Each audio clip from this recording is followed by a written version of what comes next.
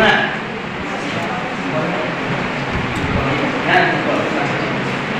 তো আমি এই স্কুলেরই ছাত্র, স্যার পড়িয়েছি। আমাদেরকে স্যার একটা জিনিস ভয় দেখাতো, আর ওই ভয়ের জন্য আমাদের দুটো বন্ধু এখান থেকে স্কুল থেকে পালিয়ে গেছিল, আর ওরাও ডাক্তার হয়ে গেছে। এখানে অন্য স্কুলে পড়তো, সেটা স্যারের ভয় কি ছিল যে ক্লাসে দেরি করে এলে আর যদি পড়াশোনা না করতো তাহলে এখানে মাথা ধরে পিঠে খুব জোরে জোরে মারতো, ডাক্তার। ঠিক আছে, আর আরেকটা দিক দিয়ে একটা ডায়লগ ছিল স্যারের যে জানলা দিয়ে ছুঁয়ে বের করতো। ঠিক আছে, হ্যাঁ, যাক স্যারদের কথাগুলো আমাদের এখন মনে আছে, মানে কিন্তু বুঝতে হবে যে এত কিছু ঘটেছে কিন্তু স্যারের ওই দুটো কথাই কিন্তু মনে আছে, তাই না? এখনো মনে আছে। আমাদের দিল্লি যাওয়া এখান থেকে হয়ে গেল 4 বছর, আর তারও যেন 4-5 বছর আগে বলেছে। তার মানে জিনিসগুলোর ইম্প্যাক্ট কত বেশি হয়। স্যারদেরকে হয়তো খারাপ লাগতে পারে, ম্যাডামদেরকে খারাপ লাগতে পারে, তোমাদের ভালো কথা যেই বলতে হয় তাদেরকে হয়তো প্রথম খারাপ লাগে। নিজে যখন আমাদের পজিশনে গিয়ে পৌঁছাবে তখন মনে হবে যে না, স্যাররা ঠিক ছিল, আমরাই হয়তো সময়ের জন্য ভুল করে ফেলেছি, তাই না? তো থ্যাংক ইউ স্যার। হ্যাঁ, আমাদের স্টুডেন্ট আমার স্টুডেন্ট মনে রাখবে, ঠিক আছে? তোরাও আমরা চাইবো তোরাও ভবিষ্যতে কেমন জায়গায় যেতে পারবি, তার জন্য পরিশ্রম সব এই যে এরা হচ্ছে ফার্মেসির স্টুডেন্ট, ঠিক আছে, ফার্মেসি পড়াশোনা করে। ওই যে পিছনে ওটা আমার বন্ধু, ও এই কলেজ এই স্কুলেরই এবং আমাদের ব্যাচের ছাত্র। ও হচ্ছে আমাদের গ্রুপ ডি, মানে আমরা group A, group B, group C হয়, তো হচ্ছে গ্রুপ ডি। ঠিক আছে, ও চাকরি করে, সরকারি চাকরি। তো আমরা এসেছি একটা দায়বদ্ধতা নিয়ে তোমাদের কাছে, ঠিক আছে?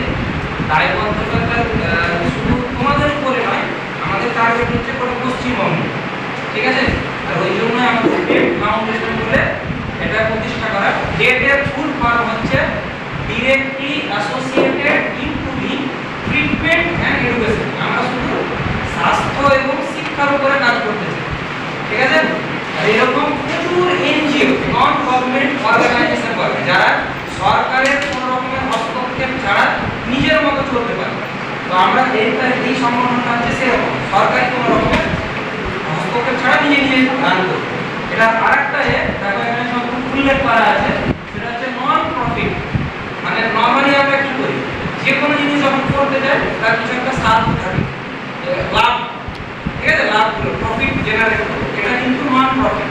মানে তোমাদের কোনো কিছু যাই কিছু আমাদের কার্যক্রম হবে সেখানে কোনো প্রফিট নাই, নিজের পকেট থেকে টাকা খরচ করে করতে হবে। আর দ্বিতীয় দেখো আমাদের নিচে লেখা আছে এইম, লক্ষ্য, ঠিক আছে? লক্ষ্য কি?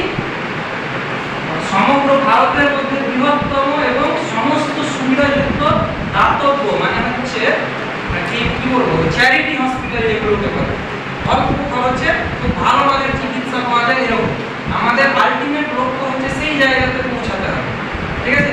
তো আমরা তো জাস্ট শুরু করেছি।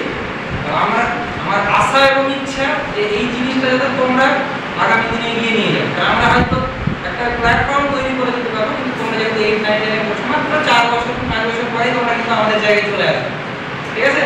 তখন কিন্তু তোমাদেরকে এই দায়ভার নিতে হবে, বিভিন্ন ব্লকে নিজে আমরা চেষ্টাও করবো এরকম করার জন্য, ঠিক আছে?